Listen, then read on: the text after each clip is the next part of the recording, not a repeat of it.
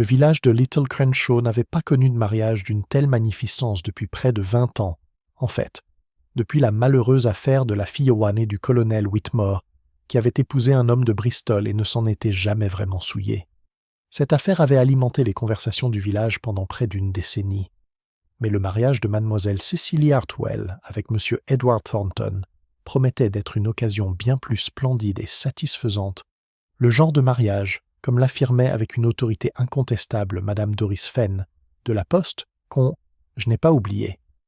Le petit village de Crenshaw, niché dans les douces collines des Cotswolds, semblait figé dans le temps, telle une aquarelle déplacée. Trop parfait, disaient certains, pour être tout à fait réel. Et sa rue principale abritait une boulangerie, une pharmacie, un magasin de tissus dont la vitrine était restée inchangée depuis 1951, et, clés croisées, un pub où, chaque soir dès 6h30, se formait, se mettait à l'épreuve, et se défendait, bruyamment, des opinions sur tous les sujets imaginables. L'église Saint-Barthélemy avait une flèche tordue qui penchait légèrement vers l'est, comme si elle était curieuse de ce qui se trouvait au-delà du mur du cimetière. La demeure de la famille Hartwell, un vaste et beau manoir appelé salle Treshwick, trônait à l'extrémité nord du village, sa façade drapée de glycines dominant la ruelle en contrebas, avec la confiance tranquille d'une richesse héritée. C'est dans ce cadre, soigné, ordonné et imperturbablement satisfait de lui-même, que Miss Jane Marple arriva le 4 juin, invitée par sa chère amie Madame Amelia Lorimer à assister aux festivités de mariage en tant qu'invitée dans la plus petite mais néanmoins parfaitement respectable demeure, le chalet Lorimer, à quelques pas du hall. « J'espère que cela ne vous causera pas trop d'émotion, Jane », avait écrit Amelia dans sa lettre, ce qui était assez caractéristique de sa part. Elle s'inquiétait de la santé de Jane Marple depuis près de 40 ans, et s'était jusqu'alors complètement trompée à chaque fois. Miss Marple n'était pas venue uniquement pour le mariage, mais, même si elle ne l'aurait jamais formulé exactement ainsi, parce que la lettre d'Amelia contenait une petite phrase, glissée négligemment, qui s'était logée comme une écharde, quelque part derrière les 12 yeux bleus de Miss Marple. Je ne sais pas ce que c'est, Jane. Mais il y a quelque chose dans toute cette histoire qui ne me semble pas tout à fait correct, même si je n'arrive pas à comprendre pourquoi. Amelia Lorimer n'était pas, au sens conventionnel du terme, une femme perspicace.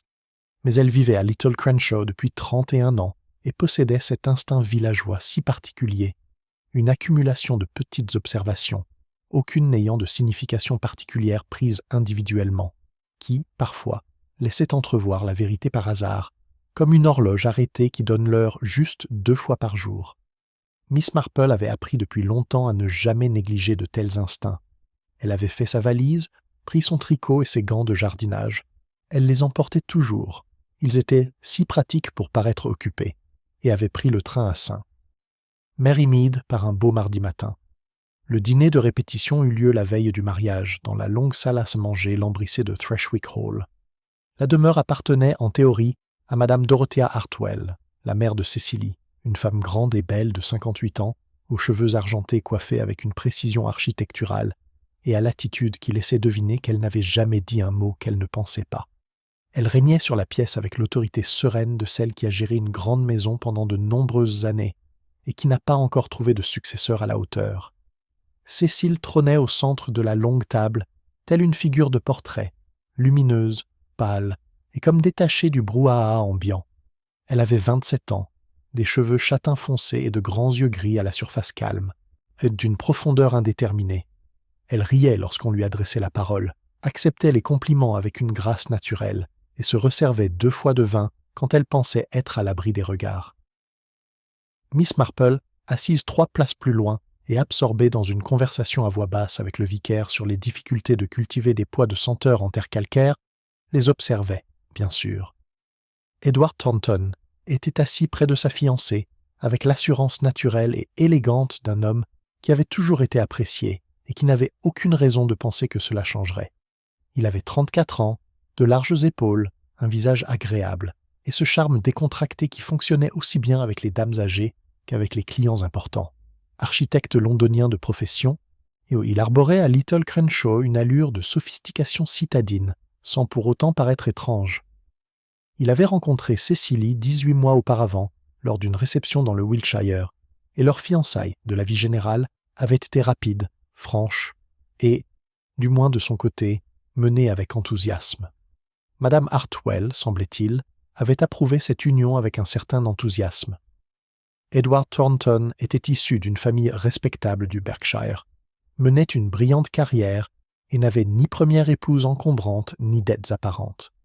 Ses qualités, dans la hiérarchie personnelle des vertus que Madame Hartwell s'était fixée, étaient bien plus importantes que de simples sentiments. Il y avait d'autres personnes à table, bien sûr. Il y en avait toujours eu. Il y avait là M. Gerald Hartwell, l'oncle de Cécilie, un homme d'une 60aine d'années, au visage rougeaud et à l'air agité qui vivait au village, buvait un peu plus que de raison, et était connu pour avoir des opinions sur la gestion du domaine des Hartwell que sa sœur Dorothea ne partageait pas et qu'elle n'avait jamais sollicité. Il était assis au fond de la table, coupant son bœuf avec une vigueur superflue.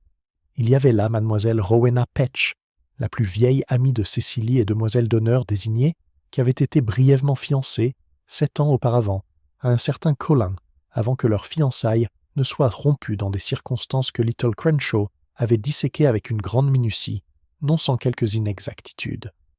Rowena était jolie d'une beauté douce et légèrement fanée, et elle observa Cécilie tout au long de la soirée avec une expression que Miss Marple trouva, discrètement, en privé, fort intéressante. Il y avait là le docteur Philip Castlewood, le médecin du village, un homme précis et méticuleux de 52 ans, qui soignait la famille Hartwell depuis 15 ans. Il était assis près de Madame Lorimer et parlait peu, bien que son regard parcourât la table avec une attention professionnelle. Et là, à l'écart de l'assemblée, se tenait un jeune homme que Miss Marple n'avait pas rencontré. Brun, un peu trop maigre, avec l'air de quelqu'un qui s'efforçait constamment de paraître parfaitement à l'aise. Il avait été placé, un peu à l'écart, dans le coin de la seconde table, avec les jeunes cousins et une tante éloignée, un peu dure d'oreille. On le lui avait présenté, murmura Amelia, Anne simplement comme un ami d'Edward, de Londres, M. Nicholas Frey. Mais Miss Marple avait remarqué qu'Edward Thornton n'avait pas une seule fois regardé M. Frey directement durant tout le repas. De toute évidence, la soirée fut absolument charmante. Miss Marple se retira à 10h30, prétextant le voyage en train et son âge. 2 raisons tout à fait valables. Allongée dans l'agréable chambre d'amis de Lorimer Cottage, elle écoutait les bruits discrets de la nuit des Cotswolds, le ululement d'un hibou au loin, le craquement d'un vieux bois, les voix faibles et s'estompant des autres invités rentrant chez eux par le chemin. Et elle réfléchissait, avec cette méthode si particulière, à plusieurs petits détails qu'elle avait observés. Et comme Cécilie Hartwell n'avait pas regardé le jardin lorsque les portes-fenêtres s'étaient ouvertes, bien que ce fût son propre jardin et que les roses y fussent absolument magnifiques. La façon dont Rowena Petch avait redressé une fourchette sur la table, alors qu'aucune fourchette n'avait besoin d'être redressée. La façon dont Edward Thornton avait ri, trop promptement, trop bruyamment, à une remarque du vicaire qui n'était que légèrement amusante. Et la façon dont, au moment même où la fête se dispersait, où l'on cherchait ses manteaux et où l'on échangeait les vœux, Cécilie était restée seule un instant sur le seuil du hall, immobile, à l'écart, avec une expression sur le visage qui n'avait rien à voir avec celle d'une femme qui allait se marier le lendemain matin. C'était le regard, Miss Marple pensa, en redressant ses draps de main soignés et posés, d'une personne qui a pris une décision qu'elle ne peut plus revenir en arrière, et qui n'est pas tout à fait certaine que c'était la bonne. Elle s'était endormie en moins de 10 minutes, comme à son habitude. Le matin du 5 juin arriva avec cette splendeur particulière que la campagne anglaise offre peut-être 8 ou 9 fois par an. Un ciel d'un bleu sans nuages, un air à la fois chaud et frais, des haies illuminées. À 8 heures, Thrushwick Hall s'animait déjà d'une agitation organisée. On arrangeait les fleurs, on ajustait les rubans, on remontait les chaises de la cave, et les traiteurs s'affairaient en cuisine avec une tension diplomatique. Le mariage était prévu à 11 heures, à l'église Saint-Barthélemy. À 9h15, Madame Hartwell envoya la gouvernante, Madame Parkes, à l'étage, dans la chambre de Cécilie, avec une tasse de thé et en lui rappelant gentiment que le coiffeur arriverait dans 20 minutes. Madame Parkes frappa 2 fois, n'obtint aucune réponse, et, après une pause qu'elle décrira plus tard au policier comme « pas plus d'un instant », même si elle lui parut plus longue, ouvrit la porte. Elle trouva mademoiselle Cécilie Hartwell allongée sur le lit dans sa robe de chambre blanche, parfaitement immobile, ses cheveux noirs étalés sur l'oreiller, ses yeux gris ouverts et fixés au plafond avec une expression qui aurait pu, dans un autre contexte, être décrite comme une légère surprise. La tasse de thé glissa des mains de Madame Parks, et le bruit qu'elle fit sur le plancher attira 3 personnes à la porte en moins de 30 secondes. On appela le médecin. Il arriva rapidement. Il jeta un coup d'œil, tira la feuille d'un geste prudent et se tourna vers Madame Hartwell avec l'expression calme et grave d'un homme qui a déjà annoncé de mauvaises nouvelles et qui n'a jamais trouvé de meilleure façon de le faire. Il n'y aurait pas de mariage à 11 heures. Il y aurait en revanche des questions, beaucoup de questions. Miss Marple apprit la nouvelle d'Amelia Lorimer à 9h30, autour d'une tartine de confiture d'orange.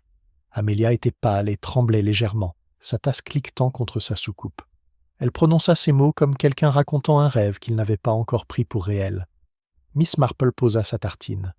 Elle resta silencieuse un instant, ce silence particulier et attentif d'une femme dont l'esprit s'était mis en marche, très calmement et très méthodiquement. « Pauvre enfant, dit-elle doucement, puis, et après une autre brève pause, avec l'expression la plus douce et la plus innocente du monde, « Je me demande, serait-ce vraiment un gros problème, Amelia, si je restais quelques jours de plus ?» Il y a des matins dans la campagne anglaise qui semblent trop parfaits pour être vrais. Des matins qui arrivent parés de chants d'oiseaux et d'une lumière jaune beurre, où les roses se prestionnent contre les grilles du jardin et où l'odeur du pain frais s'échappe des fenêtres des chaumières comme une invitation polie. Long Dreyford excellait dans l'art de créer de tels matins, et ce, avec une satisfaction non dissimulée, depuis près de 4 siècles. Le village occupait un modeste repli des collines du Wiltshire, ni assez spectaculaire pour attirer les touristes, ni assez ennuyeux pour être complètement ignoré. Il possédait le nombre adéquat de toits de chaume, une église ancienne avec une girouette en forme de coque, un pub appelé le Héron, et la Couronne qui servait la même bière amère depuis 1887 et dont le bureau de poste faisait aussi office de confessionnal. Comme tout village de ce genre, il recelait une extraordinaire densité de drames humains, concentrés sur une superficie incroyablement réduite. En ce samedi particulier du début juin, Long Dreyford était sous son plus beau jour. Le mariage de mademoiselle Cicely Prentice avec monsieur Oliver Harwood avait été l'événement le plus commenté du calendrier villageois ces 8 derniers mois. On en parlait par-dessus les murs des jardins, on en discutait à voix basse au fond de l'église Sainte-Agathe, et on l'analysait avec un enthousiasme quasi médical à chaque réunion du cercle d'horticulture des dames de Long Dreyford. La famille Prentice, après tout, était vieux de l'argent, le genre d'argent qui avait un peu maigri, mais qui inspirait encore le respect de par son ancienneté. Les Harwood étaient nouveau l'argent, à Long Dreyford, désignait tout ce qui avait été acquis après 1960. Oliver Harwood avait fait fortune à Londres dans une entreprise que personne ne pouvait expliquer correctement, bien que Madame Daphne Turley de Rose Cottage l'ait décrite comme quelque chose d'informatique et donc suspect. Le repas de noces devait avoir lieu à Prentice Hall, un élégant manoir géorgien situé au bout d'une allée de tilleuls, appartenant au colonel Edmund Prentice, père de la mariée. 47 invités avaient été conviés. 3 chapiteaux couleur crème et vert pâle avaient été dressés sur la pelouse sud. La boulangerie de Madame Harrington avait fourni un gâteau à 4 étages orné de violettes en sucre. Le vicaire, le révérend Aubrey Dodd, avait repassé son surplis de seconde main. Autrement dit, tout était en ordre. Miss Jane Marple n'avait pas été invitée par les Prentice, mais par son amie de longue date, Honoria Plimpton, qui avait loué Lavender Cottage, en bordure du village, pour l'été, et qui avait déclaré, avec la joyeuse tyrannie d'une femme de plus de 70 ans, que Jane Doy venait pour la saison, car les jardins étaient particulièrement beaux cette année, et il y avait un nouveau boucher dans la rue principale qui savait faire de vraies côtelettes de longe. Miss Marple était arrivée le mercredi précédent avec 2 valises pratiques, une pelote de laine bleu pâle pour un cardigan de rechange, et cette attention calme et posée que les imprudents confondaient si souvent avec de la vacuité. C'était une petite femme, menue comme le sont parfois les dames âgées, non pas fragiles à proprement parler, mais raffinées, comme une phrase allégée de tout superflu. Ses cheveux blancs étaient soigneusement coiffés, ses yeux d'un bleu clair et fané, comme un ciel d'été vu à travers un vieux verre, se mouvaient avec une précision que son expression agréable et vague s'efforçait de dissimuler. Ce samedi matin, elle portait un cardigan lavande sur une robe de coton à fleurs et elle tenait un petit sac perlé qui contenait, entre autres, un mouchoir, une pastille de menthe et un esprit vif. Elle avait été invitée au mariage en tant qu'invitée d'Honoria. Elle avait accepté avec un plaisir modéré. Elle aimait les mariages, non pas pour le romantisme, qu'elle considérait avec un scepticisme éclairé, mais parce que les mariages avaient ce don unique de rassembler toutes les émotions humaines importantes dans une seule pièce et d'y exercer une forte pression. Invariablement, quelque chose finissait par céder. La matinée se déroula comme toutes les matinées de ce genre. Les invités arrivèrent en voiture rutilante et remontèrent l'allée de tilleuls parée de leurs plus beaux atours, les femmes avançant sur le gravier avec la prudence de celles qui portent des chaussures neuves. Le colonel Prentice, en jaquette, se tenait à l'entrée du hall, serrant des mains avec une expression d'amabilité militaire imperturbable, qui laissait deviner que l'entreprise lui coûtait bien plus cher que prévu. Son épouse, Margaret Prentice, une femme mince aux os saillants, avec l'allure de quelqu'un qui se prépare perpétuellement à la déception, se tenait à côté de lui, vêtue d'une robe vert d'eau et d'un chapeau qui reposait sur sa tête, avec la précision agressive d'une pièce d'échecs revendiquant sa case. Miss Marple, prenant un verre de liqueur de sureau fraîche sur un plateau qui passait, les observa tous deux avec un intérêt bienveillant. Oliver Harwood, le marié, se tenait dans le hall d'entrée avec son témoin, un jeune homme grand et agité nommé Freddie Alcott, au rire facile et à la langue bien pendue. Oliver, quant à lui, était beau, d'une élégance soignée et raffinée, cheveux noirs grisonnants aux tempes, veste impeccablement coupée. Il avait 38 ans. Il souriait aux invités qui arrivaient, avec l'assurance tranquille d'un homme qui savait parfaitement comment il serait perçu. Et pourtant, remarqua Miss Marple, tandis qu'elle acceptait une seconde fleur de sureau et s'installait près de la cheminée ornée d'un bouquet estival de pivoine blanche. Il ne cessait de jeter des coups d'œil vers l'escalier. Non pas avec l'impatience fébrile d'un fiancé attendant sa promise, avec autre chose. Quelque chose qu'elle ne parvenait pas encore à nommer, comme on ne parvient pas à identifier un morceau de musique entendu une fois, il y a longtemps. À 11h05, le révérend Dodd apparut à la porte du salon et murmura quelque chose au colonel. L'expression de ce dernier ne changea pas, à proprement parler, mais quelque chose se trahit. Il se tourna vers sa femme. Elle se tourna vers lui. En rodant la pièce, les 47 invités vêtus de soie et de lin et embaumant l'air d'été continuaient de bavarder, totalement inconscients de la situation. À 11h15, une servante nommée Alice, une jeune fille simple et très jeune, aux yeux rougis, qui avait visiblement pleuré depuis le petit matin, descendit les escaliers à une allure presque imperceptible et murmura avec urgence à la femme du colonel. La main de Margaret Prentice se porta à sa gorge. À 11h05, le colonel Prentice traversa le hall d'un pas qui avait perdu toute son aisance militaire et monta l'escalier. Il n'est pas redescendu pendant 9 minutes. Quand il l'a fait, son visage avait cette teinte grise si particulière qu'on a l'impression d'avoir vu quelque chose d'irréversible, quelque chose qui restera gravé dans sa mémoire pour le restant de ses jours. Il s'arrêta au pied de l'escalier. Les invités les plus proches se retournèrent, percevant la gravité de son immobilité. « Je dois demander, » dit-il d'une voix qu'il s'efforçait de maintenir calme, « que quelqu'un appelle la police. » La pièce devint silencieuse, comme le sont les pièces lorsqu'un événement irrévocable y a pénétré.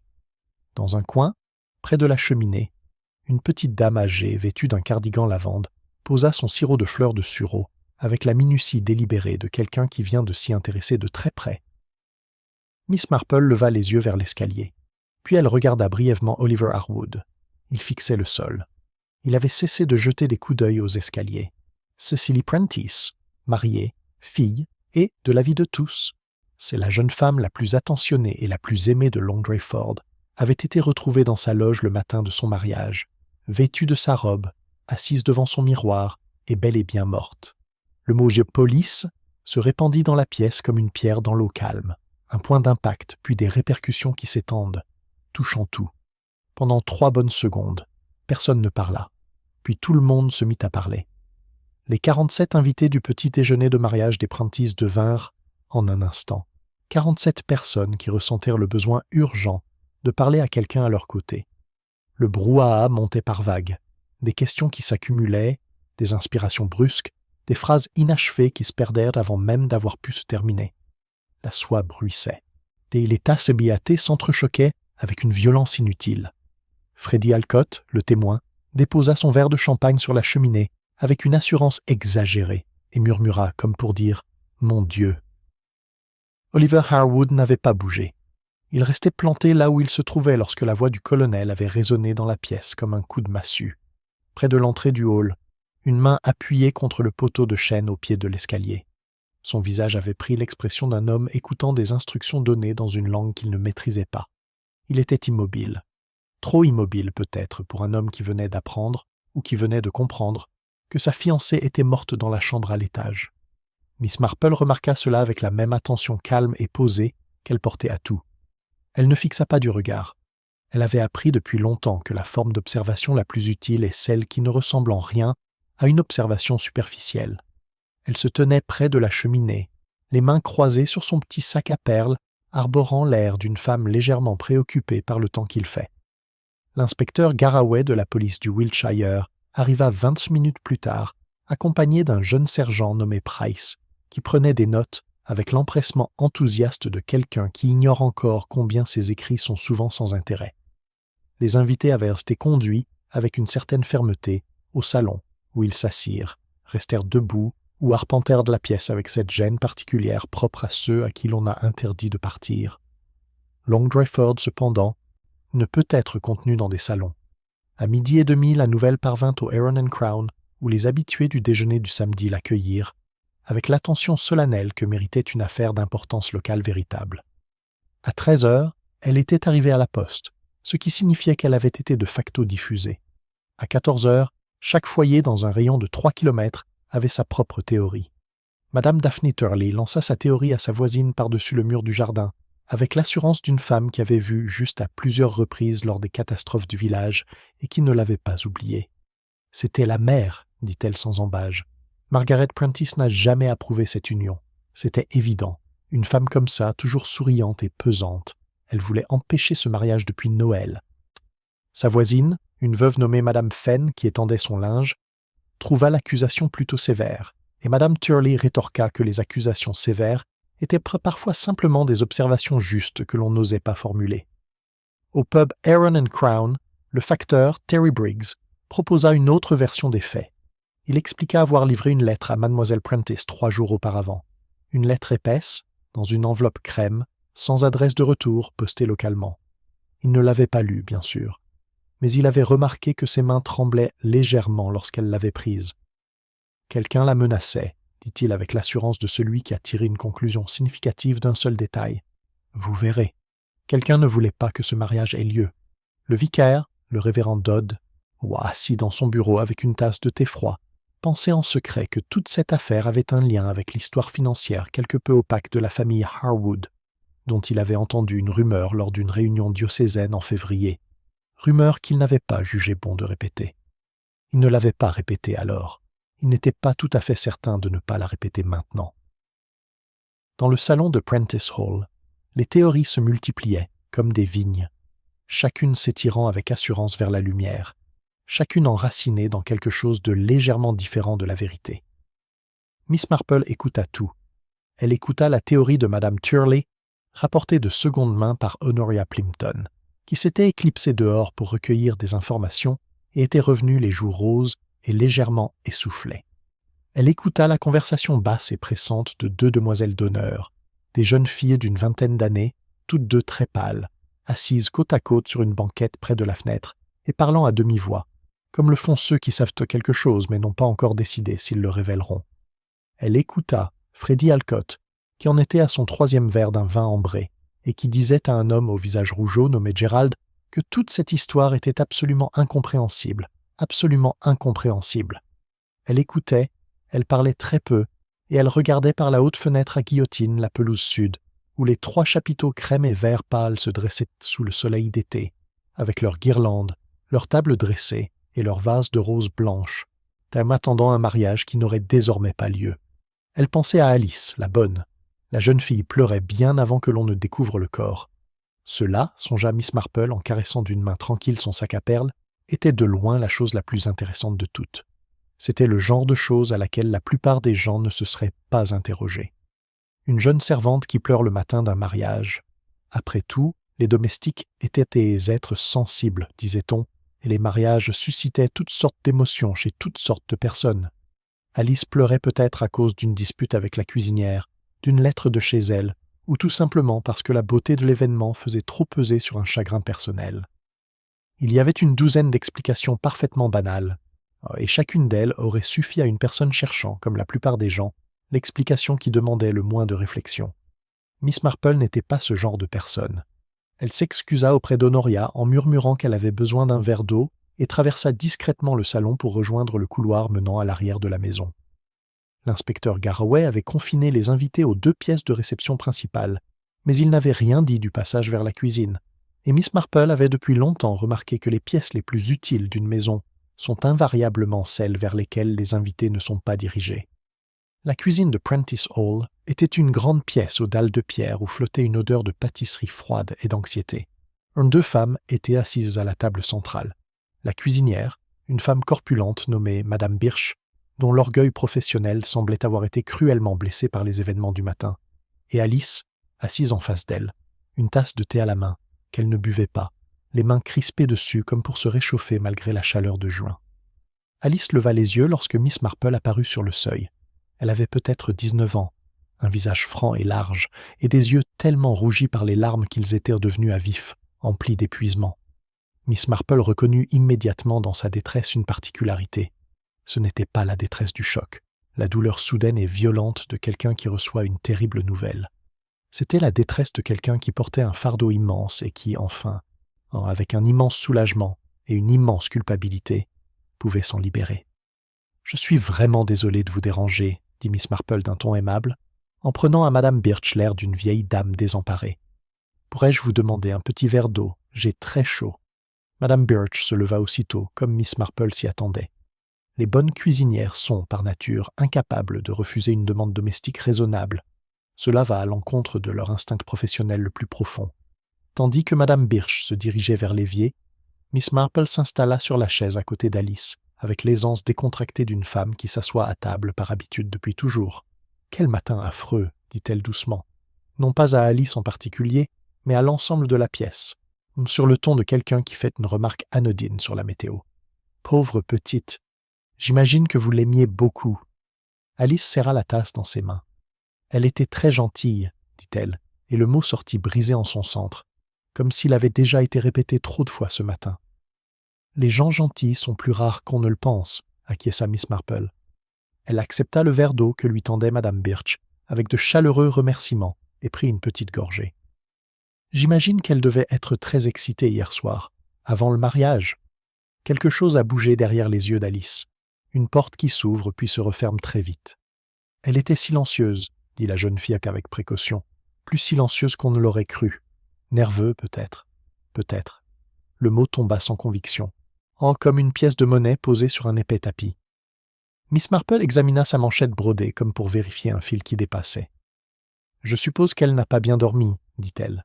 « Les jeunes femmes dorment rarement bien la nuit précédente. »« Je lui ai apporté du lait chaud à 10h30, » dit Alice, puis elle s'arrêta. La phrase, commencée par habitude, avait abouti à une conclusion inattendue. « Quelle délicate attention !» dit chaleureusement Miss Marple. Elle ne leva pas les yeux de sa manche. « Et était-elle bien installée quand vous l'avez laissée ?» Un silence. La qualité particulière de ce silence, sa durée, sa texture, la façon dont le souffle d'Alice se retenait légèrement à l'intérieur, en disait beaucoup plus à Miss Marple que n'importe quelle réponse qui suivrait. « Elle lisait », finit par dire Alice. « Une lettre ?»« Ah !» dit Miss Marple d'un ton qui trahissait une évidence. Elle posa son verre d'eau et sourit à Madame Birch. « Merci infiniment. Vous êtes très aimable. Je me sens revigorée. » Elle se leva et retourna vers le couloir sans se presser, son sac à perles se balançant doucement à son poignet. La lettre, encore. Terry Briggs, le facteur, l'avait vue arriver 3 jours plus tôt, couleur crème, sans adresse d'expéditeur, postée localement. Et Cécilie la lisait à 22h30 la veille de son mariage, seule dans sa chambre, tandis qu'une jeune fille, pressentant quelque chose qu'elle ne disait pas, lui apportait du lait chaud et l'observait. Miss Marple retourna vers le salon d'un pas calme et délibéré, comme une femme qui vient de poser la première pièce d'un puzzle très complexe et qui peut déjà voir, avec une clarté remarquable, quelles pièces doivent venir ensuite. L'inspecteur Garraway était du genre à tirer ses conclusions comme un train arrive à destination, sur une voie fixe, à une heure prédéterminée, sans trop s'intéresser au paysage. Il n'était pas bête. Il était simplement efficace, à la manière de quelqu'un qui a compris que l'efficacité et la rigueur, bien que souvent confondues, ne sont pas toujours synonymes.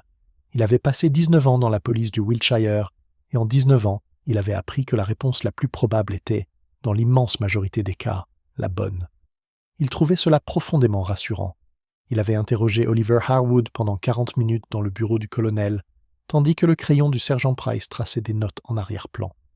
Il sortit de cet entretien avec l'expression particulière de celui qui a pris sa décision et attend désormais que les preuves la confirment. Le médecin légiste avait établi un diagnostic préliminaire, en attendant l'autopsie complète, selon lequel Cicely Prentice était décédée entre 11 heures du soir et 2 heures du matin. La cause du décès n'était pas encore formellement établie, mais certains indices, une légère décoloration, une immobilité particulière du corps, laissaient à penser à une administration de substances plutôt qu'à un simple échec.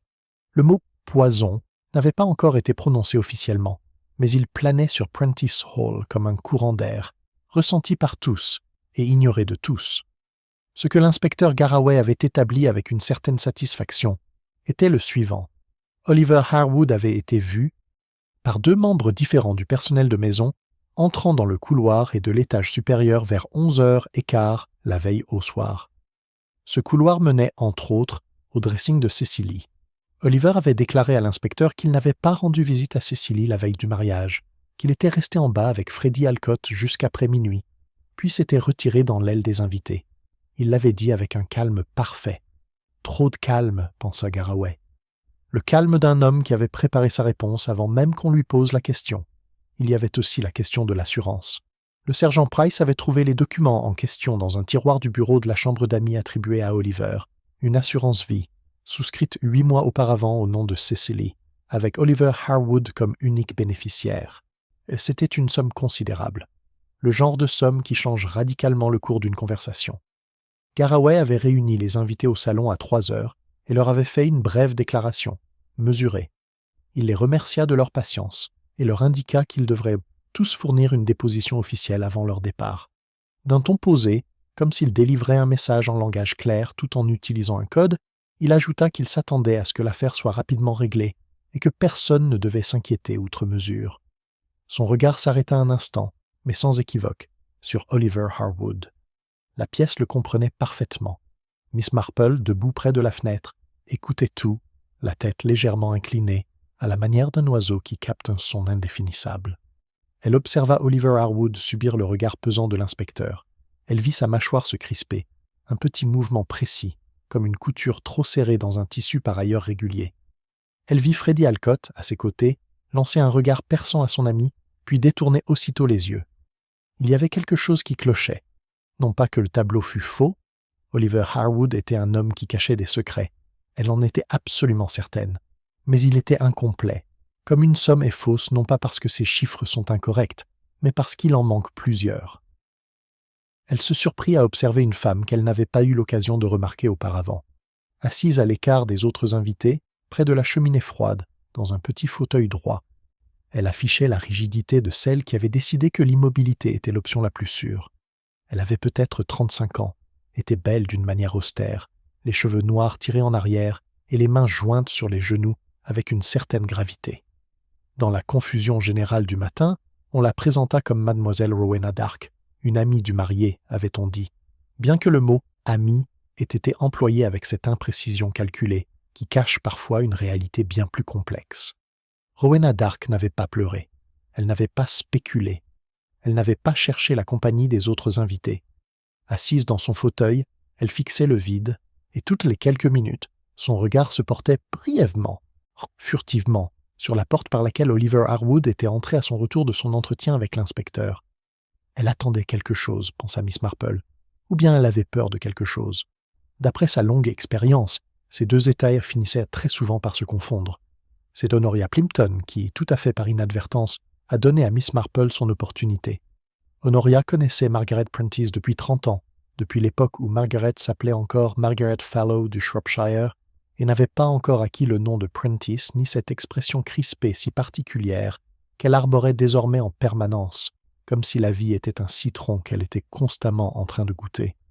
Lorsque Honoria lui serra la main et lui dit, avec sa franchise habituelle, qu'elle devait absolument s'asseoir et se reposer, et qu'elle, Honoria, veillerait à ce que les pièces à l'étage soient bien fermées avant que la police n'en ait fini, Margaret Prentice accepta l'offre avec la gratitude épuisée d'une femme qui se débrouille seule depuis si longtemps que le moindre geste d'aide concrète la réduit à un état proche de l'abandon. C'est ainsi que Miss Marple se retrouva dans le couloir est de l'étage supérieur de Prentice Hall, à 3h20 de l'après-midi, portant soi-disant des serviettes propres pour la salle de bain au bout du couloir, tandis qu'Honoria conversait avec la gouvernante sur le palier en contrebas. La porte du dressing de Cécilie était fermée et scellée par un morceau de ruban adhésif de police, mais non verrouillé. L'inspecteur Garraway avait pris ce dont il avait besoin et cela lui suffisait. Miss Marple ne toucha pas au ruban. Elle n'avait pas besoin d'entrer. Elle resta dans le couloir et regarda avec une grande prudence à travers l'entrebâillement de la porte à environ 2 centimètres de la fermeture complète, ce qui lui suffisait amplement. Le dressing était une jolie pièce, ou du moins l'avait été. Des rideaux de mousseline blanche, une coiffeuse dressée, témoignant des préparatifs minutieux d'une jeune femme pour le matin le plus important de sa vie. La robe de mariée trônait encore sur le mannequin dans un coin, sa soie ivoire captant la lumière de l'après-midi, avec une patience presque terrible. Sur la coiffeuse, parmi les épingles à cheveux éparpillés, les boucles d'oreilles en perles déjà disposées et les petits flacons de parfum, se trouvait une tasse à thé, une tasse de thé. Miss Marple l'observa longuement. Alice avait apporté du lait chaud à 10h30. D'après sa grande expérience des tâches ménagères, le lait chaud ne se servait pas dans une tasse à thé.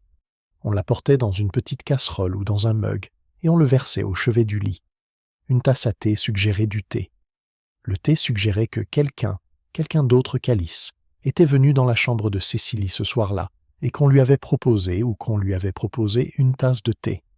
Ou bien que quelque chose avait été apporté dans une tasse par quelqu'un dont Alice ignorait la visite, ou qu'elle avait choisi de ne pas mentionner.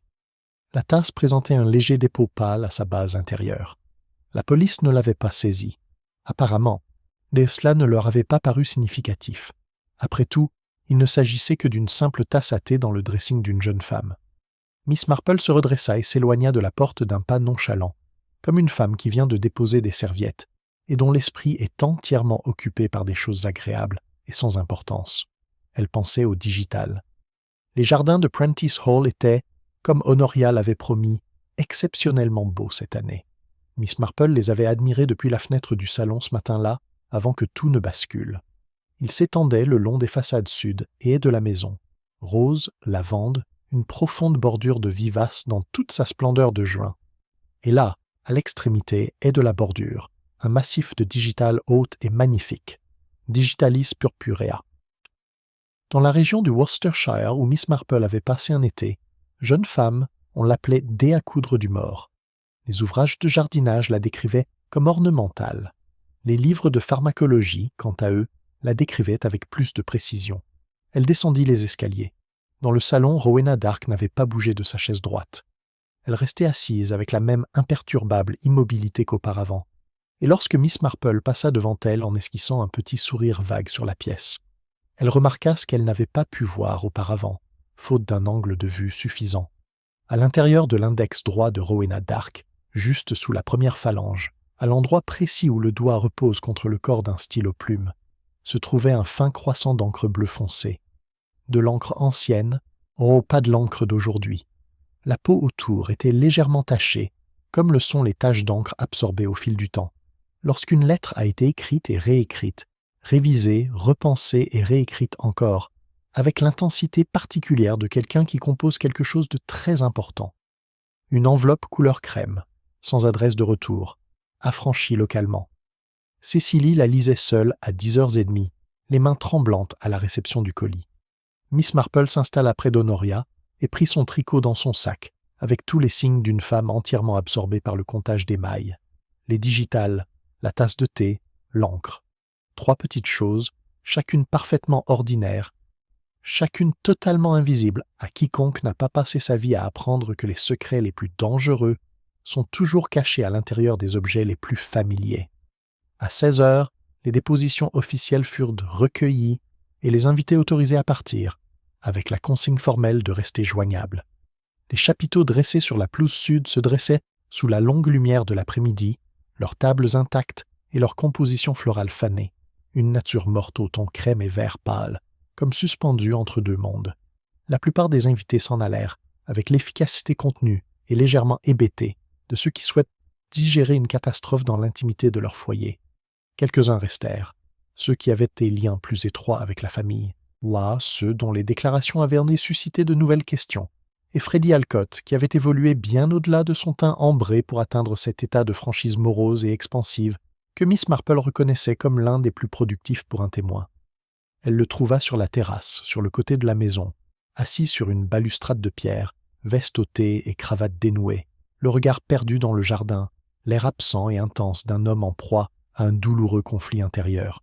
Elle s'installa sur le banc d'en face, son tricot à la main, et garda le silence un instant, une technique en soi.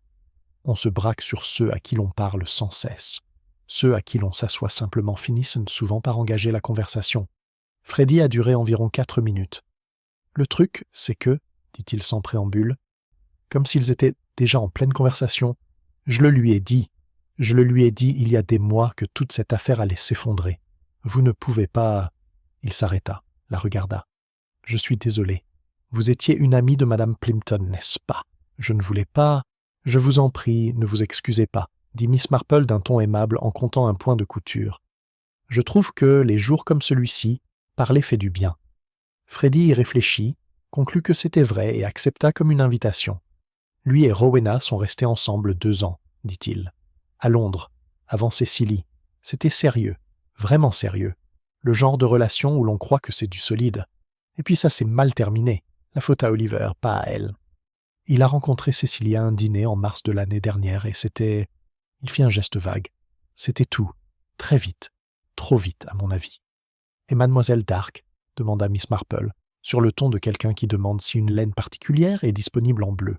Freddie serra les lèvres. Rowena n'a jamais vraiment... Elle n'a pas accepté la situation, je suppose, comme certaines personnes refusent d'accepter des choses pourtant évidentes pour tout le monde. Elle n'arrêtait pas de lui écrire. Il ne répondait pas, ce qui, à mon avis, était à la fois lâche et imprudent. Et puis, il y a 3 semaines, elle est apparue à Long Drayford. Il marqua une pause. Personne ne l'a invitée, moi en tout cas, pas moi. Mais quelqu'un lui a dit où devait avoir lieu le mariage, fit remarquer Miss Marple d'un ton neutre. Freddie la regarda avec une attention soudaine et légèrement surprise, comme si elle avait dit quelque chose de plus pertinent qu'il ne l'aurait cru de la part d'une petite vieille dame avec des aiguilles à tricoter.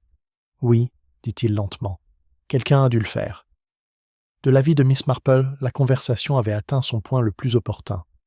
Elle la laissa ainsi en suspens un instant, comme on laisse un poisson mordre complètement à l'hameçon avant de tendre la ligne. Plus tard, elle alla trouver le colonel Prentice, qui se tenait seul dans son bureau, un verre de whisky intact à la main et une photographie de Cécilie. Une photo d'été, la jeune fille riant de quelque chose hors champ, le visage rayonnant de l'insouciance et du bonheur de quelqu'un qui n'a pas encore appris à s'attendre au pire. Miss Marple resta assise avec lui pendant 20 minutes, et parla très peu, car le moins était nécessaire. Ce dont le colonel avait besoin, ce n'était ainsi pas de questions, mais de la présence de quelqu'un qui ne reculerait pas devant la douleur qu'il ressentait, et Miss Marple pouvait le faire aussi bien que quiconque.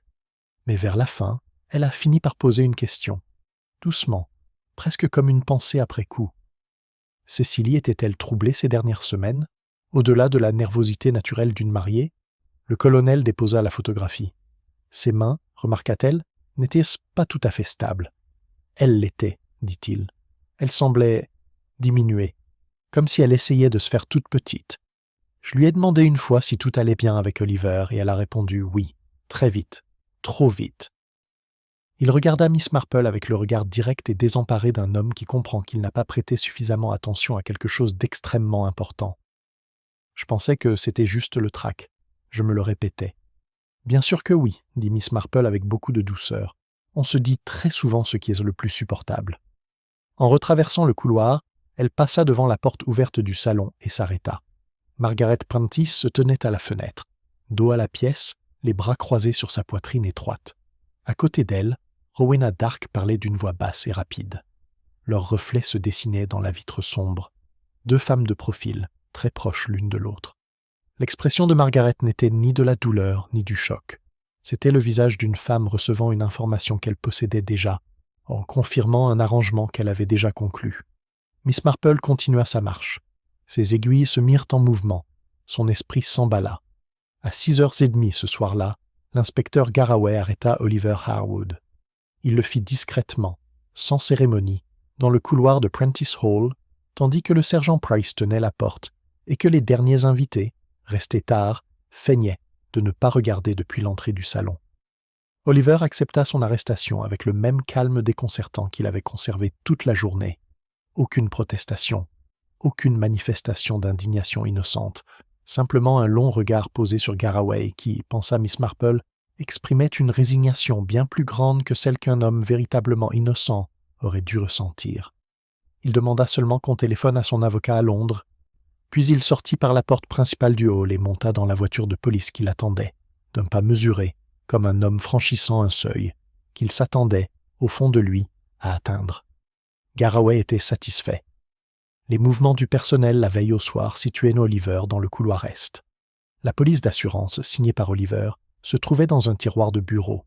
L'autopsie, encore préliminaire, révélait une intoxication à la digitaline, un composé extrait, entre autres, des feuilles de Digitalis purpurea, qui poussaient en abondance à une trentaine de mètres de l'entrée est de la maison. Le dossier avait le poids rassurant d'un objet bien construit. Garraway appréciait ce poids. Il lui faisait confiance. Miss Marple, qui regardait la voiture de police descendre l'avenue des Citronniers par la fenêtre du salon, éprouvait exactement le contraire de la satisfaction. L'affaire était trop simple. C'était là le problème. D'après son expérience, une expérience accumulée au fil des décennies, à travers de nombreux salons de village et d'innombrables situations que les personnes impliquées croyaient pourtant sans équivoque, les véritables coupables produisaient rarement des preuves aussi accablantes contre eux-mêmes. Les coupables étaient désordonnés. Ils oubliaient des choses, se contredisaient, laissèrent des zones d'ombre. Ce qu'ils ne faisaient généralement pas, c'était souscrire une assurance, obtenir un témoignage et avoir un jardin rempli du poison nécessaire, le tout à portée de main, comme s'ils préparaient un dîner auquel ils étaient eux-mêmes censés assister. Elle pensa que quelqu'un avait travaillé dur pour meubler cette pièce. La question était de savoir qui l'avait meublée et pour qui. Elle était encore en train de feuilleter le document quand Honoria apparut à ses côtés, arborant l'expression qu'elle réservait aux nouvelles exceptionnelles. « Alice est partie », annonça Honoria d'une voix chuchotée comme celle qui remet un télégramme. « Elle a fait ses valises et est partie. Juste un mot sur la table de la cuisine, » dit Madame Birch. « Je suis désolée, je ne peux pas rester. Rien de plus. » Miss Marple resta silencieuse un instant. Quand cela s'est-il passé? Madame Birch l'a trouvée il y a moins d'une demi-heure. La chambre de la jeune fille est vide. Son salaire était sur la table à côté du mot, comme si elle l'avait laissé exprès. Elle a laissé son salaire. Ce détail précis a eu un impact considérable. Une jeune femme employée de maison ne laisse pas son salaire par culpabilité. Elle le laisse par peur, par la peur spécifique et pressante d'une personne qui doit partir très vite et ne peut se permettre d'emporter quoi que ce soit qui puisse nécessiter des explications. Quelqu'un avait parlé à Alice. Entre la conversation de Miss Marple avec elle dans la cuisine et ce moment précis, quelqu'un avait clairement fait comprendre à cette jeune femme que sa présence continue à Long Drayford n'était pas dans son intérêt. Oliver Harwood se trouvait dans une voiture de police sur la route de Chippenham, ce qui signifiait que celui ou celle qui avait réduit Alice au silence par la peur était toujours là, toujours en mouvement, toujours en train de démanteler les derniers fils de la soirée avec la même méthode qu'on efface les preuves d'une pièce. Miss Marple s'excusa auprès d'Honoria et retrouva la gouvernante, une femme calme aux cheveux gris nommée Madame Hedges, qui gérait Prentice Hall depuis 11 ans et possédait une mémoire quasi monopolistique. Miss Marple engagea la conversation avec elle sur le fonctionnement de la maison en général, admirant les compositions florales, louant l'efficacité avec laquelle une journée difficile avait été menée, puis ajouta, d'un ton aussi désinvolte que l'on parle du temps qu'il fait, « Il me semble que Mademoiselle Dark est venue visiter la maison il y a quelques semaines. J'ai eu l'impression qu'elle connaissait bien les lieux. » L'expression de Madame Hedges se modifia légèrement, comme celle d'une femme prudente qui évalue ce qu'il convient de révéler. « Elle est venue le 14 mai, dit-elle enfin, avec la précision de quelqu'un qui l'a déjà noté en secret. Madame Prentice l'avait invitée. Je n'avais pas été prévenu. Un silence, fruit de 11 années de discrétion professionnelle. Madame Prentice lui a fait visiter les jardins elle-même, les jardins haies en particulier. Un autre silence. Et l'étage. Je les ai vus descendre ensemble du palier. Les jardins de l'Est. Là où les digitales s'élevaient, hautes, magnifiques, et d'une abondance mortelle. L'étage supérieur. Là où se trouvait le vestiaire d'une jeune femme, au bout du couloir Est, sa porte désormais familière à celle qui avait parcouru ce couloir 3 semaines auparavant, en compagnie de la femme qui aurait dû protéger sa fille plus que quiconque. Miss Marple remercia chaleureusement Madame Edges et se dirigea vers la fenêtre qui donnait sur le jardin est, où les digitales se dressaient dans les longues ombres du début de soirée, leurs clochettes à gorge sombre parfaitement immobiles dans l'air sans vent. Le tableau avait complètement changé. Ce n'était plus l'histoire d'un homme avide et d'un poison commode. C'était quelque chose de plus ancien, de plus froid et de bien plus délibéré. L'histoire de deux femmes, d'un but commun et d'une porte qui s'était ouverte de l'intérieur. Elle passa la nuit à réfléchir, comme elle l'avait toujours fait, non pas à un bureau, non pas avec du papier et un crayon, mais dans son lit, bercé par l'obscurité, retournant les pièces du puzzle avec la patience méthodique de quelqu'un qui les assemble au toucher. Lorsque les premiers oiseaux commencèrent à chanter dans le jardin de Lavender Cottage, elle en avait une idée assez précise. Pas encore l'image complète. Il manquait encore une ou deux pièces, mais suffisamment pour distinguer les limites du cadre et la vérité qu'il recelait. Le matin, elle demanda à Honoria, avec une désinvolture calculée, si Mademoiselle Dark était toujours au village. Honoria, qui avait suivi toute l'affaire avec l'attention vigilante et intéressée d'une femme qui considère les drames locaux comme un devoir civique, confirma que Rowena Dark avait pris une chambre à l'hôtel Heron and Crown pour la semaine. Elle n'avait rien prévu pour partir. Ce détail en soi était révélateur pour Miss Marple, une femme innocente dans la situation de Rowena Dark, une femme qui avait simplement assisté à un mariage en tant qu'invitée et s'était retrouvée malgré elle mêlée à une tragédie, aurait quitté Long Drayford dès que la police l'y aurait autorisé. Elle aurait aspiré à la distance, à l'intimité, au retour à sa vie normale. Une femme qui restait avait des raisons de rester. Elle observait quelque chose. Elle attendait de voir jusqu'où le couvercle serait refermé. Miss Marple rédigea un petit mot qu'elle confia à Honoria. Écrit de sa belle écriture âgée, il invitait Miss Dark à prendre le café du matin à Lavender Cottage, prétextant qu'elle, Miss Marple, était une femme âgée, marquée par les événements de la veille, et qu'elle apprécierait la compagnie d'une personne sensée et posée. Cette flatterie était délibérée. On a rarement peur de manquer une occasion de le prouver, surtout lorsqu'on dit d'une personne posée. Rowena Dark arriva à 11h, vêtue d'une robe grise et arborant son immobilité habituelle. Assise dans le salon d'Honoria, et les chevilles jointes et les mains sur les genoux, elle accepta son café avec la courtoisie mesurée de quelqu'un qui se tient à carreau, ce qui, songea Miss Marple, est toujours le comportement de quelqu'un qui a quelque chose à protéger. Elles parlèrent quelques minutes du village, du choc de la veille, de l'étrange cruauté de la tragédie qui s'insinuait au cœur des festivités. Rowena était attentive et posée, disait toujours ce qu'il fallait. Son regard était fixe et sa voix calme. Miss Marple pensa qu'elle était tout à fait douée pour cela. Miss Marple posa alors sa tasse et dit, de ce ton doux et légèrement distrait, qu'elle prenait lorsqu'elle voulait donner l'impression de parler de tout et de rien. « J'ai tant de soucis avec mon jardin à St. Mary Mead. Les digitales, surtout. Elles se ressèment partout. Il faut faire très attention avec elles, surtout autour de tout ce qui pourrait être consommé. À cause de la digitaline, vous comprenez, un composé remarquable. Un ami médecin m'a dit un jour qu'une préparation à base de feuilles, correctement réduite, correctement dosée, serait totalement indétectable dans un liquide chaud, surtout sucré. Du lait chaud, par exemple. Mais j'imagine que le thé ferait tout aussi bien l'affaire. Elle leva les yeux. La tasse de café de Rowena Dark s'était arrêtée exactement à mi-chemin entre la soucoupe et ses lèvres. Ce fut un mouvement imperceptible, une suspension d'une fraction de seconde, la réponse involontaire du corps à l'alarme soudaine de l'esprit avant que celui-ci ne puisse reprendre le contrôle. Son visage resta impassible. Son expression demeura calme, attentive, légèrement intéressée. Elle était vraiment très sage. Mais la tasse s'était arrêtée, et sa main droite, Miss Marple le remarqua avec une satisfaction discrète, s'était légèrement crispée autour de l'anse, une blancheur à la jointure, disparue en un instant, mais bien présente. « Quelle horreur !» dit Rowena d'un ton aimable. « Je n'imaginais pas que les digitales étaient si dangereuses. »« La plupart des gens ne le font pas, » acquiesça Miss Marple avec un sourire chaleureux. « Ils ont l'air si innocents, n'est-ce pas? Si décoratifs. » Elle marqua une pause, puis ajouta, comme si elle y pensait après coup. « Je crois savoir que la police n'a pas encore pu récupérer la tasse de thé dans la loge de Miss Prentice. Apparemment, elle a été déplacée avant qu'ils aient pu la consigner correctement. Quel dommage. Ces petits détails du quotidien sont si souvent les plus significatifs. » L'immobilité qui s'empara du visage de Rowena Dark au mot « tasse de thé » n'était pas celle d'une femme apprenant une information inconnue. C'était l'immobilité d'une femme, apprenant une information qu'elle croyait enfouie à jamais. Cette immobilité figée si particulière de quelqu'un qui observe de l'autre côté une porte qu'il a verrouillée. Elle s'est remise en moins de 2 secondes. « Je n'en sais rien », a-t-elle déclaré. « Non », répondit doucement Miss Marple. « Bien sûr que non. » Elle remplit leur tasse avec l'hospitalité sereine d'une femme dont les pensées étaient entièrement absorbées par les agréables devoirs d'une hôtesse, et demanda à Rowena si elle préférait son café avec 1 ou 2 sucres. Elle savait déjà tout ce qu'elle avait besoin de savoir.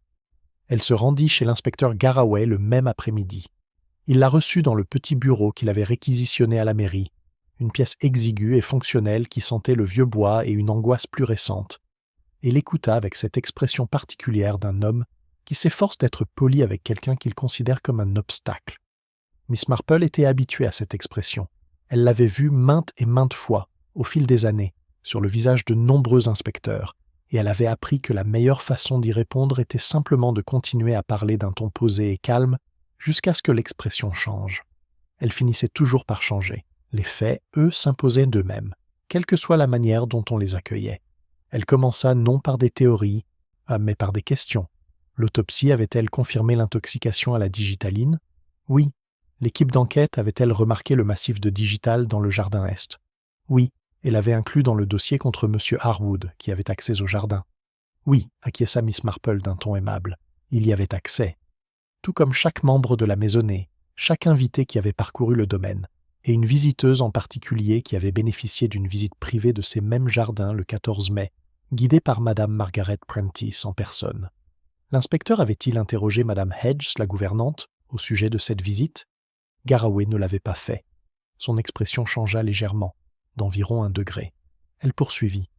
La tasse de thé dans le vestiaire avait-elle été consignée dans l'inventaire des preuves? Une brève consultation du carnet du sergent Price confirma que non. Elle n'y figurait dans aucun document. Elle était présente lors de la découverte du corps et avait disparu au moment où la scène fut officiellement bouclée. Quelqu'un l'avait emportée entre la découverte du corps par le colonel et l'arrivée de la police. Un laps de temps de moins de 20 minutes durant lequel l'étage supérieur n'était pas encore bouclé. Quelqu'un qui savait précisément ce que contenait cette tasse et ce que sa présence impliquait.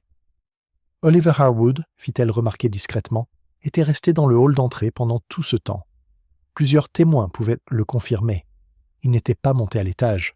En réalité, il n'avait eu aucune occasion de prendre quoi que ce soit dans le dressing. Et quiconque avait pris cette tasse l'avait fait avec une liberté de mouvement que la configuration de la maison et la confusion matinale lui avaient brièvement permise. Une femme qui avait emprunté ce couloir 3 semaines auparavant l'aurait traversé sans hésiter, sans paraître perdue, sans attirer l'attention. Garraway était maintenant parfaitement immobile. Son train, pensa Miss Marple, commençait à se rendre compte qu'il s'était peut-être trompé de voie. Elle lui parla d'Alice. Elle lui expliqua qu'une jeune femme qui pleure avant la découverte d'un corps n'est pas simplement sous le choc. C'est une jeune femme qui possède des informations qu'elle ne sait pas encore comment gérer. Alice avait apporté du lait chaud à Cécilie à 10h30 et avait aperçu dans le couloir est une silhouette qu'elle reconnaissait. Elle n'avait rien dit car elle avait 19 ans. Elle était effrayée et ne savait pas ce qu'elle avait vu. Le lendemain, on l'avait approchée, très tôt ce matin-là, pensait Miss Marple, avant que la plupart des membres de la maisonnée ne soient réveillés, et on l'avait persuadée avec force que son silence était essentiel à sa sécurité. Elle était partie non par culpabilité, mais par terreur. Elle a suggéré qu'Alice pourrait se trouver chez sa mère, dans le village de Compton Hinton, à 8 kilomètres à l'est, où elle s'était très probablement réfugiée car c'était l'endroit le plus proche, où elle se sentait en sécurité. Elle a également suggéré qu'une approche bienveillante et non menaçante de la part d'une policière, si une telle personne était disponible, serait bien plus efficace qu'une convocation officielle. Garraway la fixa longuement. Puis il regarda le sergent Price, qui consulta son carnet, puis l'inspecteur, avant de griffonner quelque chose avec cette urgence fébrile qui le caractérisait dans ses meilleurs moments. « Et les motivations de mademoiselle Dark ?» finit par demander Garraway. Ce n'était pas vraiment une question. C'était plutôt le son d'un homme qui se remet en question. Miss Marple croisa les mains sur ses genoux. Elle écrivit à Cécilie 3 jours avant le mariage, une lettre révélant certaines vérités sur la gestion financière d'Oliver Harwood, lettre qui, pensait-elle, mettrait fin aux fiançailles. La lettre n'eut pas l'effet escompté. Cécilie, jeune femme d'une loyauté sans faille, choisit malgré tout de maintenir sa décision. Elle marqua une pause. Pour une femme qui avait passé 2 ans à construire sa vie autour d'Oliver Harwood, qui avait été délaissée pour une épouse plus jeune et plus riche, qui était venue dans ce village précisément pour assister à la dernière occasion d'empêcher ce mariage et qui l'avait vu lui échapper. Je pense que le désespoir est un motif facile à comprendre. Il n'est pas pardonnable, mais il est profondément humain. Et Madame Prentice, dit Miss Marple avec précaution, a ouvert une porte. Je ne crois pas qu'elle ait su ce qui allait la franchir. C'est une affaire de conscience, et je soupçonne que la peine encourue sera bien plus lourde que celle qu'un tribunal pourrait prononcer. Elle se leva, ramassant son sac avec le calme imperturbable d'une femme qui a dit exactement ce qu'elle était venue dire. « Je chercherai Alice à Compton Hinton, inspecteur, et je chercherai dans la chambre de Miss Dark au Heron and Crown une tasse qui aurait été lavée à la perfection. » Alice fut retrouvée à Compton Hinton à 4h30. Elle pleura pendant 20 minutes en présence d'une policière, puis elle prit la parole. Elle avait aperçu Rowena Dark dans le couloir est à 11h la veille au soir, portant une tasse de thé vers le dressing de Cecily. Elle avait cru à une simple gentillesse, à la prévenance d'une invitée.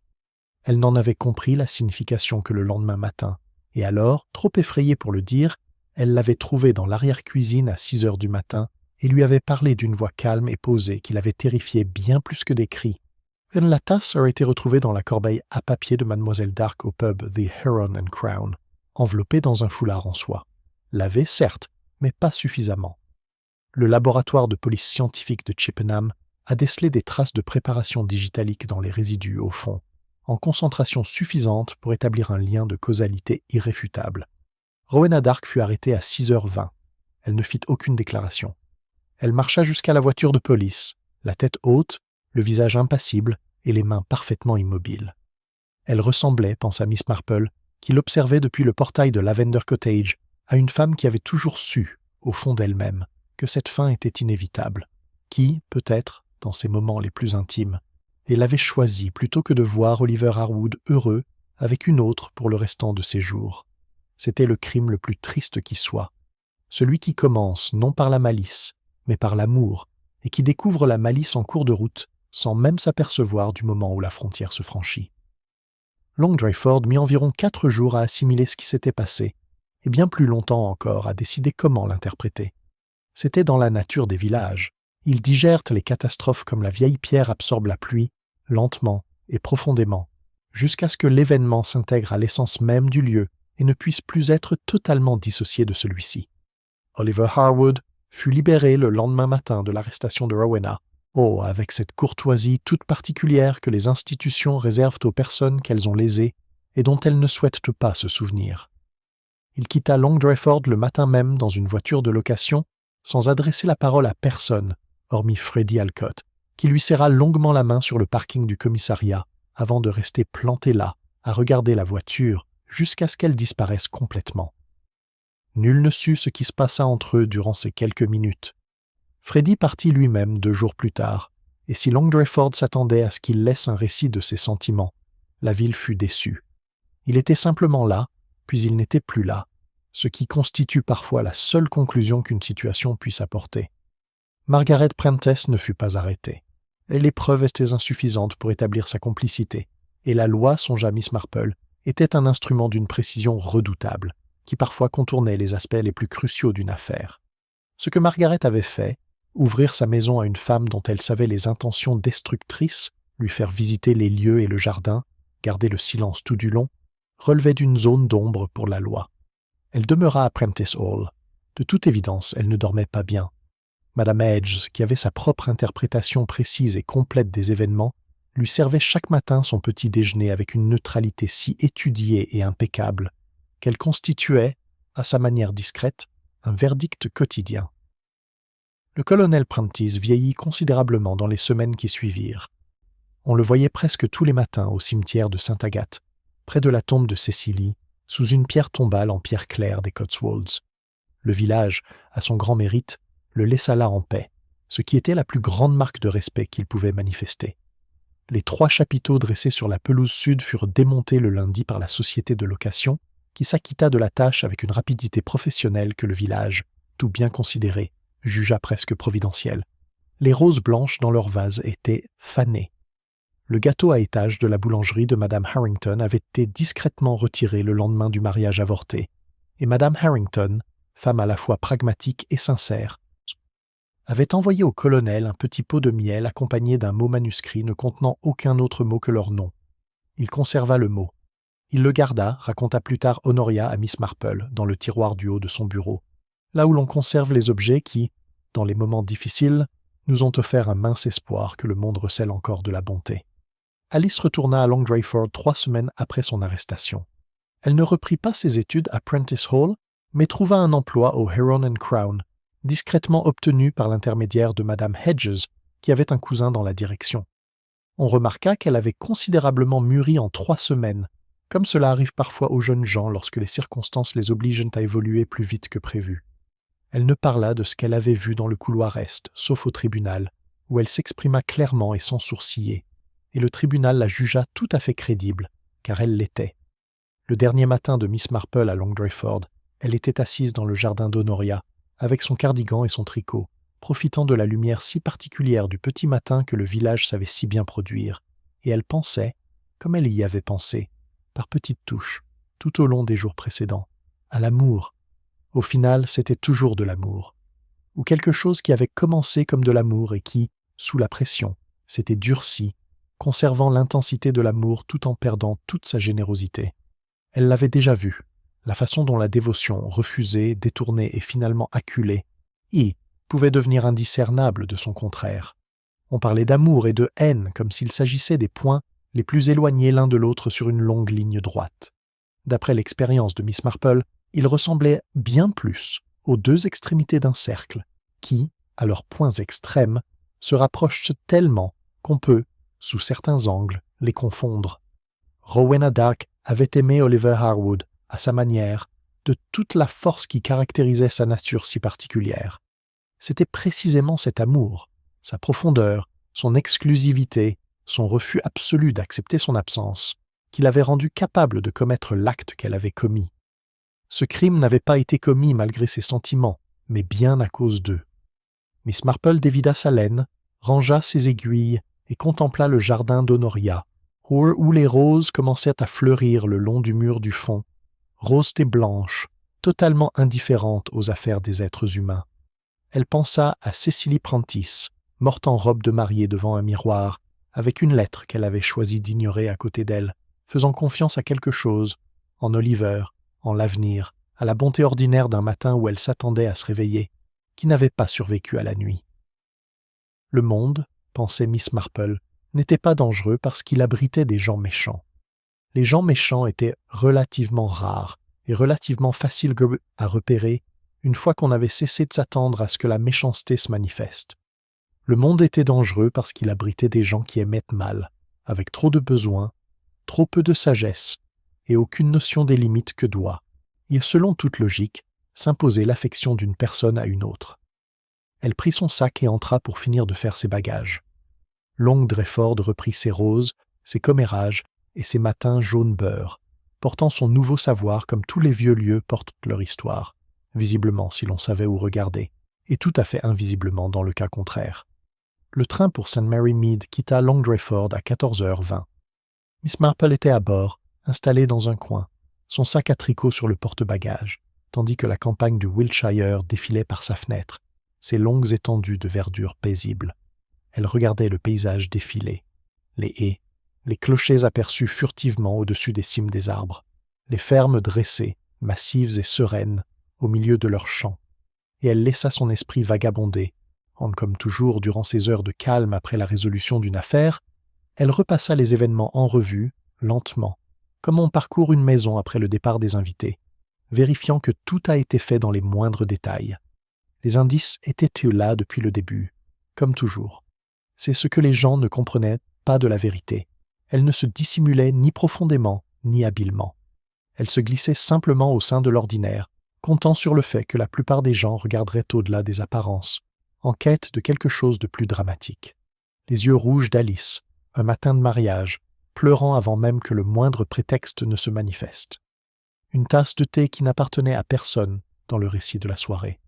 Une tache d'encre à l'intérieur d'un doigt, évocatrice de lettres écrites avec l'intensité de l'obsession, des digitales dans un jardin à l'est, montrées délibérément à une femme suffisamment perspicace pour comprendre précisément ce qu'elle lui offrait. L'expression d'une mère à la fenêtre, ni chagrin, ni choc, mais l'horreur grise et particulière de celle qui voit se produire une conséquence qu'elle a elle-même déclenchée et qu'elle ne peut désormais arrêter. Rien de tout cela n'avait nécessité de laboratoire. Rien de tout cela n'avait nécessité l'appareil formel de la détection. Il avait suffi de vouloir regarder les gens tels qu'ils étaient réellement, plutôt que tels qu'ils se présentaient, d'être attentif aux petites révélations involontaires que chaque être humain fait entre deux mots soigneusement choisis. Une tasse suspendue dans les airs.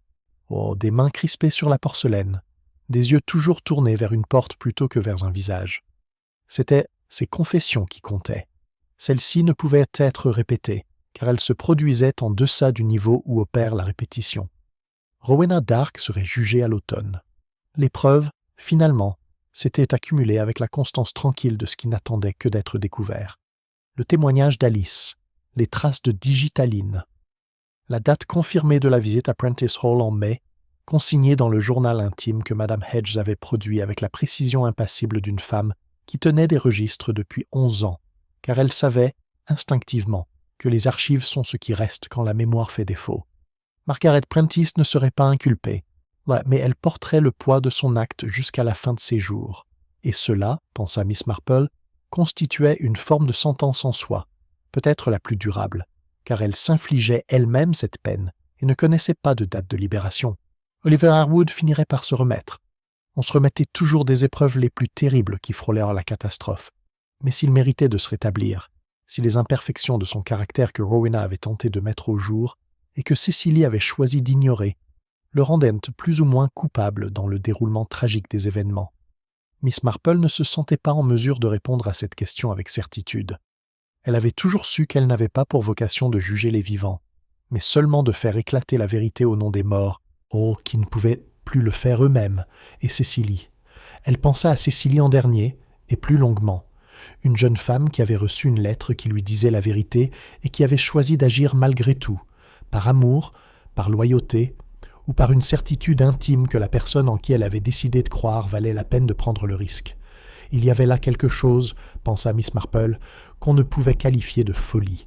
On ne pouvait que qualifier d'humain. Le désir de faire confiance, même quand les faits disent le contraire, n'est pas une faiblesse. C'est au contraire ce qui rend une personne digne d'être connue. Que cela ait tout coûté à Cécilie Prentice était l'ironie la plus cruelle de toute cette affaire, et celle qui pesait le plus lourd sur la poitrine de Miss Marple tandis que le train l'emportait doucement de Long Drayford vers ses roses, son jardin et la sécurité ordinaire et irremplaçable de son foyer. Elle reprit son tricot. Le gilet bleu pâle était presque terminé.